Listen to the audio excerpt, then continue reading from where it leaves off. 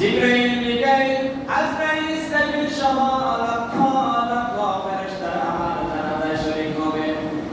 আমার জানাজার এক্সট্রা কোনো ইমামতের দরকার নাই।